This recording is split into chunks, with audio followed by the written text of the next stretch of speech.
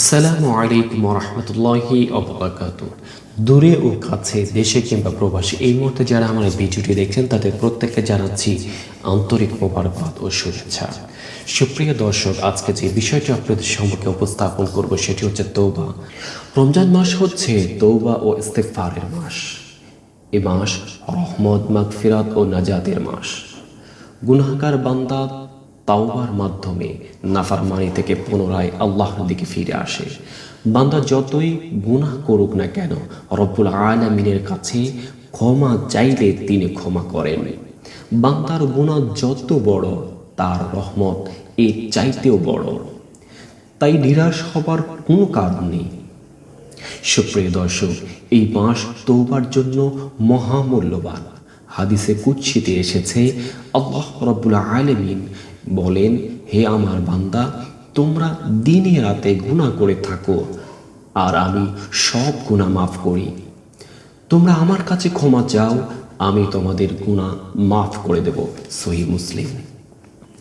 বান্দার গুনাহ মাফের জন্য এর চাইতে বড় প্রতিশ্রুতি আর কি হতে পারে?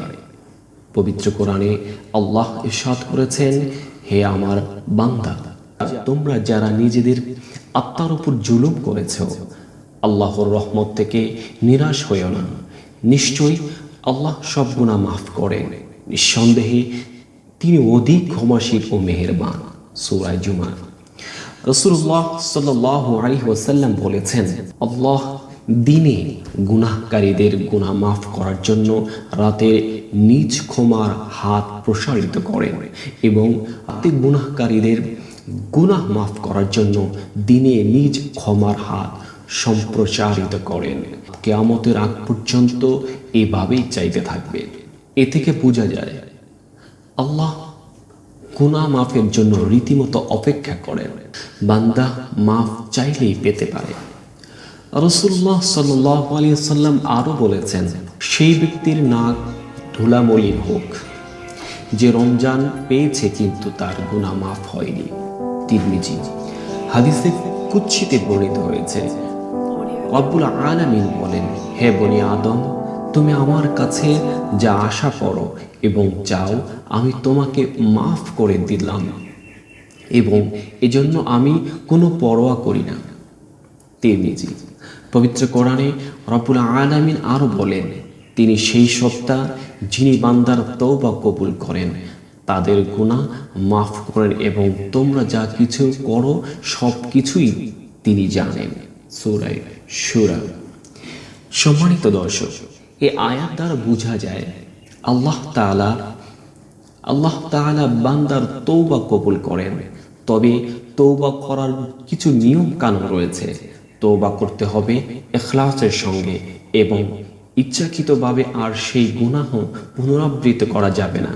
এই সম্পর্কে রব্বুল আলামিন বলেন, যারা অশ্লীল কাজ করে ফেলল কিংবা নিজেদের আত্মার উপর জুলুম করলো, নিজেদের গুনার জন্য আল্লাহর স্মরণ করলো, আল্লাহ ছাড়া আর কে আছে যিনি গুনাহ মাফ করবেন, এবং জেনে শুনে কিন্তু গুনাহ পুনরাবৃত্ত করে না, তাদের পুরস্কার হলো আল্লাহর ক্ষমা এবং এমন জান্নাত যার তলদেশ দিয়ে নহর প্রবাহিত হয়।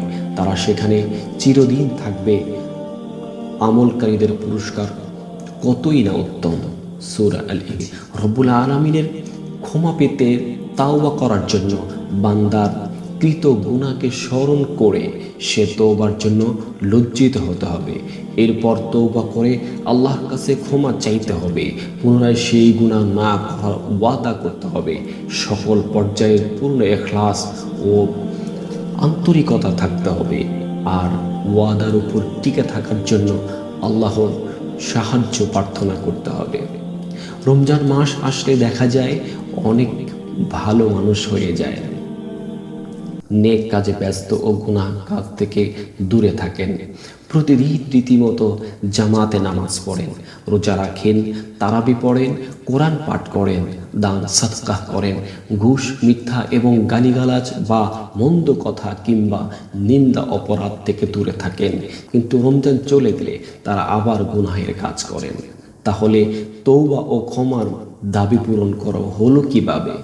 বান্দা যদি ফের আল্লাহর নাফরমানি ও গুনাহের কাজে লিপ্ত হন, তাহলে ক্ষমা ও রহমত মাগফিরাত কিভাবে লাভ করতে পারবে? তাই তওবার উপর টিকে থাকাটা জরুরি। রাসূলুল্লাহ সাল্লাল্লাহু আলাইহি ওয়াসাল্লাম বলেন, বান্দা যখন তওবা করেন আল্লাহ তার উপর বেশি খুশি হন।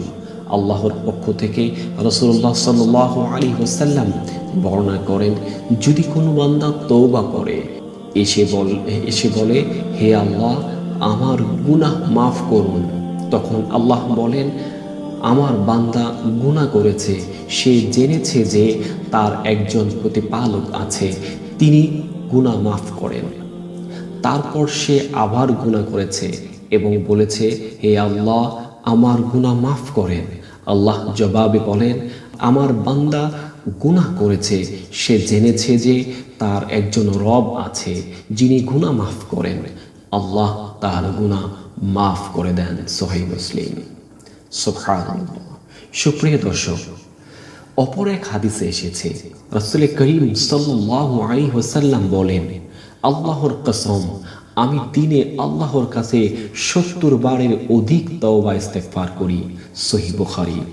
সুতরাং যেখানে নিষ্পাপ রাসূল সাল্লাল্লাহু আলাইহি ওয়াসাল্লাম দিনে ৭০ বারের বেশি তওবা করেন, সেখানে আমাদের মতো পাপী তাপী কমপক্ষে ৭০ বার আরো বেশি তওবা করা উচিত। রব্বুল আলামিন আমাদের গুনাহ থেকে বেঁচে থাকার এবং তওবা ইস্তেগফার করে রমজান মাসে গুনাহ থেকে মুক্ত হওয়ার তৌফিক দান করুক। আমিন সুম্মা আমিন।